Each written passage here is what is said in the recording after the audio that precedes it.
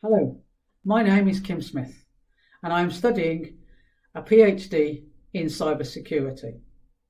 This is a 3-year research project and the title of my project is to design and analyse a socio-technical business risk and vulnerability assessment process for industrial control systems. I attended the University of South Wales to study a master's degree in forensic audit and accounting. This subsequently led me to then study a master's in system security, which has led to my being able to take on a scholarship under KESS funding for a PhD. I very much enjoyed on both of my master's degrees the forensic challenges of digital investigations. This subject area is very important for now and for the future. The world has become smaller through the interconnectivity of modern technology. However, this interconnectivity also increases the risks to everyone using digital devices from smartphones to computers. A greater understanding of these risks and how to protect the individual and the business is key. There is always a criminal who wants to steal your ID and/or your money.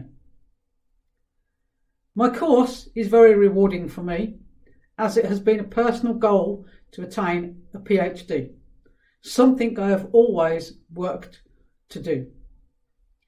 I left school with 3 O-levels. I have learnt new skills and I have been able to develop an academic mindset on my course. I have also been fortunate to have been recognised by my peers and have had 3 articles currently published. I have also had an opportunity to undertake part-time lecturing and project supervision for both masters and degrees, which has helped me to decide on the career path that I wish to take once I have completed my PhD. I have also learnt a very important skill to listen more effectively to others' opinions. I think I have most enjoyed the ability to delve very deep into subjects I know very little about, and having the freedom to not have any constraints on the subject that I am studying, especially as cybersecurity is a huge area which changes continuously.